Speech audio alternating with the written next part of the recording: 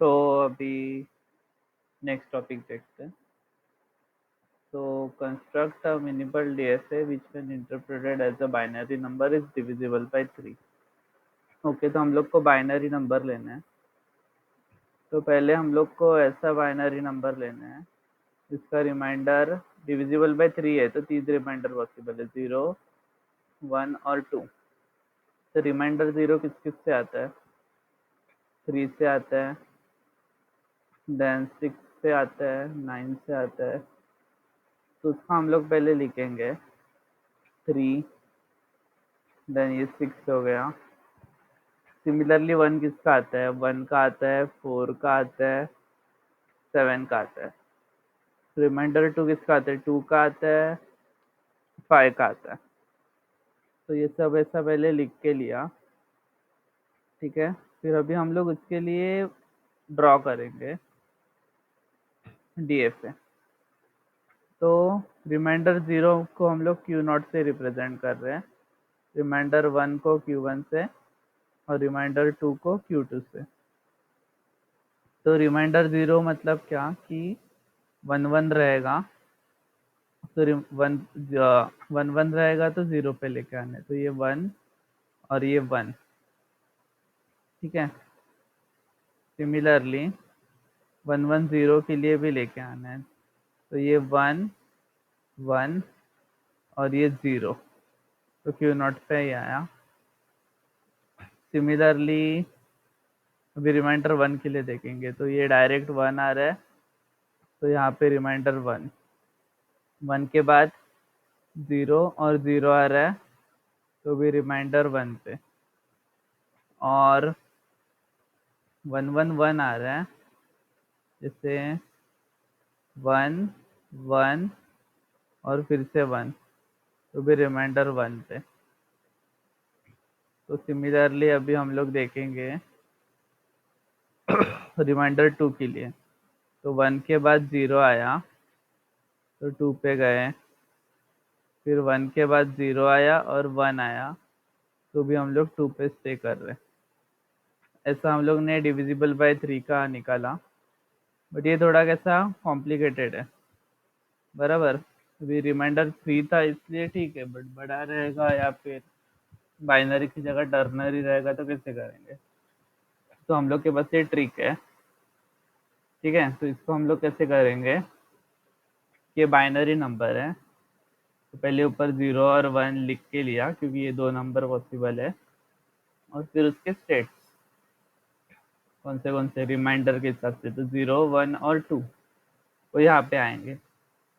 फिर उसके बाद Q0 Q1 Q2 Q0 Q1 Q2 ऐसा लिखते जाने का। इसको बोलते हैं स्ट्रेट ट्रांजिशन डायग्राम।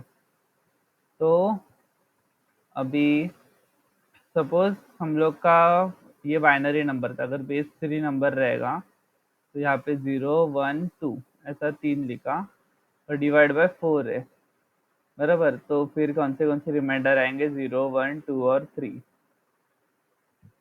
बराबर। और रिमाइंडर इज 1। तो जो रिमाइंडर रहेगा ना वो स्टेट को ऐसे स्टार मार्क करने का मतलब वो क्या है? Final state.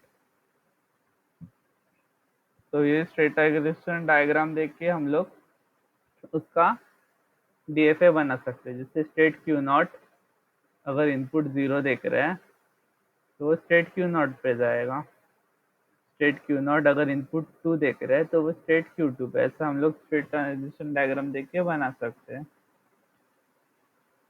Construct DFA for a cube B W a cube, W is in set a comma B where L is equal to a cube B W a cube, W belongs to a comma B star, ठीक है। तो यहाँ पे कैसा है language कि A cube B W A cube, तो A cube से स्टार्ट होना चाहिए। तो एक ए, उसके 3 ए तो रहने ही चाहिए, उसके बीच में कहीं पे भी बी आ रहा है तो वो जाएगा डेड स्टेट में, ठीक है। अभी 3 ए के बाद बी आना कंपलसरी है, तो 3 ए के बाद अगर ए आ रहा है तो वो भी जाएगा डेड स्टेट में, ठीक है। अभी थोड़ा क्लियर करते हैं।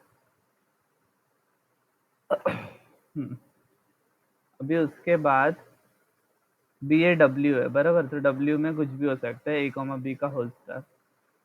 और ये लोग बोल रहे हैं कि एंड में 3 ए तो चाहिए बराबर।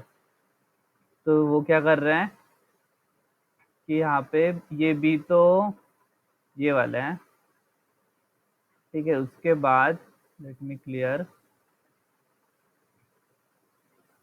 ये डब्ल्यू में कुछ भी हो सकता है, तो जितने चाहिए बी ले लो भाई।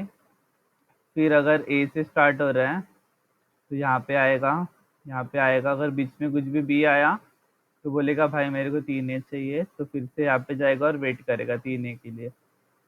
अगर 2 ए के बाद, एक ए के बाद आया तो फिर से यहाँ पे जाएगा, बी आया तो एक ए के बाद, और बोलेगा मेरे को 3 ए चाहिए। ऐसा वो 3 ए के लिए वेट करेगा। उसके बाद वो करेगा, कुछ भी एक्सेप्ट रहने दो, कितने भी एस रहने दो, सॉरी। वो 3 ए के बाद वो एक्सेप्ट करेगा, ठीक है। तो ये लैंग्वेज है।